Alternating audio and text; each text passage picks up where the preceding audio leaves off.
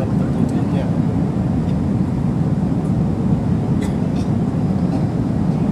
Dan petunjuk Allah Subhanahu wa Ta'ala,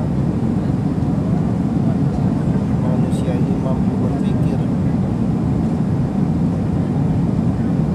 bagaimana jarak yang begitu jauh yang ditempuh dengan asbab pikirnya manusia ini atas petunjuk Allah Subhanahu wa Ta'ala, maka manusia ini menciptakan yang namanya kendaraan. Dulu hadirin, dulu hadirin,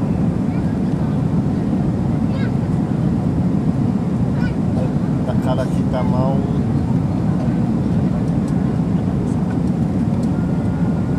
dari Nusantara zaman dulu mau ke Mekah Madinah hadirin, cerita orang-orang dulu untuk sampai ke Mekah Madinah berbulan-bulan hadirin, jaraknya jauh, menyeberangi lautan. Maka Allah Subhanahu wa Ta'ala memberikan petunjuk kepada manusia agar manusia ini bisa menciptakan kendaraan. Dengan asbab pikir manusia ini terciptalah yang namanya kapal. Sebenarnya kapal ini hadirin, kapal laut ini sudah tercipta di dalam Al-Quran. Sudah Allah beri petunjuk kepada hambanya yang termulia, yaitu Nabi Nuh alaihissalam. Tak kala datangnya azab Allah Subhanahu wa Ta'ala, maka Nabi Nuh alaihissalam ini diperintahkan oleh Allah Subhanahu wa Ta'ala untuk membuat sebuah bahtera. Jadi sejak zaman dulu kendaraan ini di zaman Nabi Nuh alaihissalam sudah ada. Hingga terus setelah zaman Nabi Nuh alaihissalam sampailah zaman kita ini, teknologi semakin berkembang hadirin. Yang dahulu dari Nusantara ke Mekah Madinah menempuh perjalanan 4 bulan lewat laut melalui kapal laut hadirin.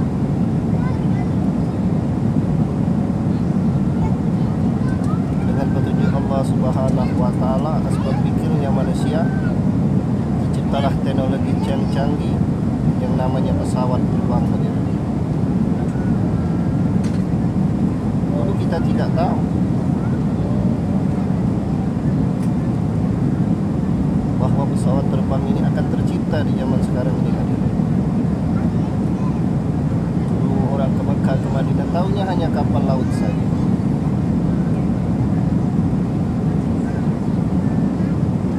Inilah kekuasaan Allah Subhanahu wa Ta'ala. Alif Lam Mim Zalikal Kitab, inilah kitab la raiba fihi,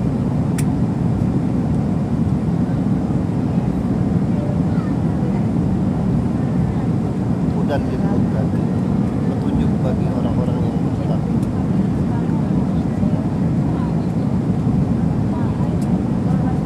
Allah berfasilitas kita, gunanya untuk apa hadirin? Allah mudahkan kita, gunanya untuk apa hadirin? Allah memberi fasilitas kita di dunia ini. Allah hendak menguji kita, mana hamba-hambanya yang bersyukur kepada Allah, mana yang tidak. Seperti Allah menciptakan mati dan hidup. Allazi khalaqal mauta wal hayata liyabluwakum ayyukum ahsanu amala. Sungguhnya Allah menciptakan kematian dan kehidupan ini hanya untuk ujian amalan siapa yang paling baik di antara kita.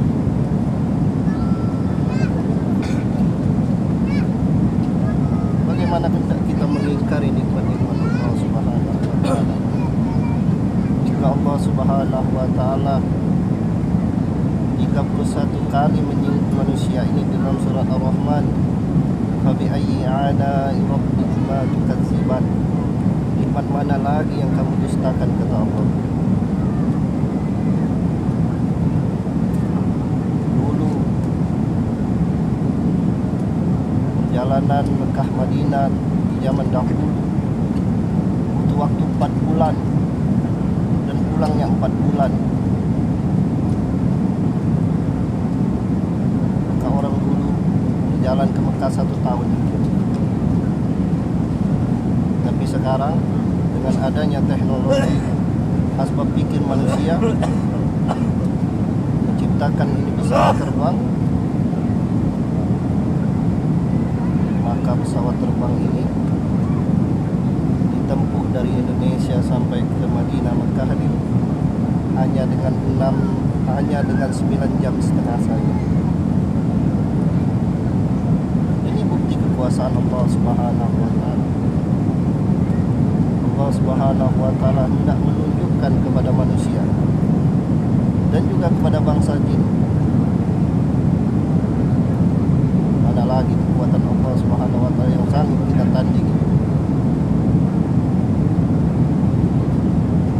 Ya ma'syiral jinni wal insi in istata'tum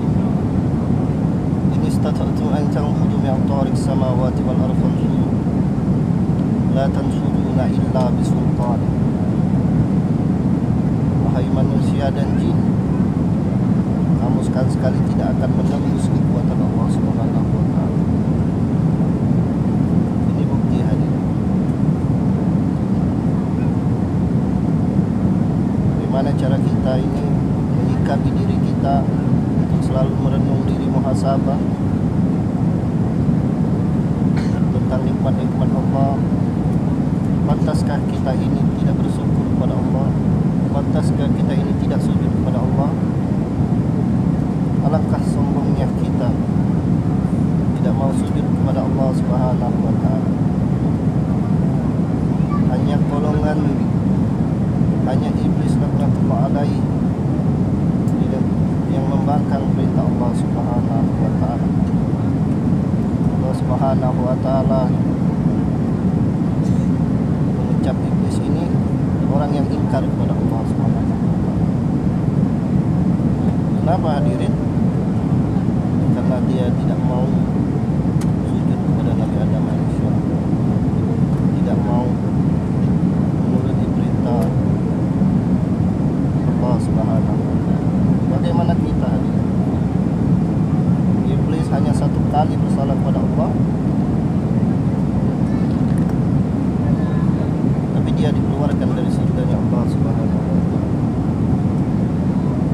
Bagaimana kita ini berkali-kali salah kepada Allah, berkali-kali berbuat dosa kepada Allah, tapi selalu Allah ampuni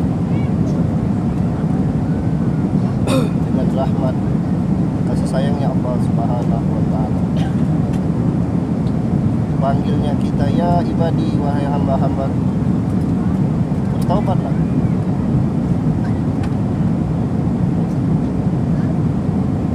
Bagaimana cara kita mensyukuri nikmat Allah Subhanahu wa taala? Allah Subhanahu wa taala, la in sakartum la azidannakum wa la in kafartum adzabun lasadid. Apabila kamu bersyukur kepada Allah, maka aku akan tambah nikmatmu. Tapi bila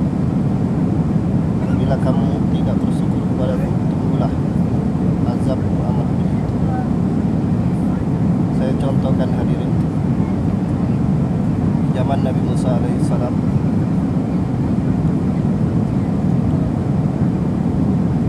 ada seorang di kalangan Bani Israel yang kaya raya tapi taat kepada Allah,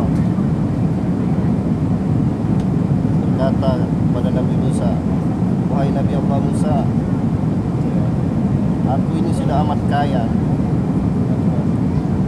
aku ingin miskin.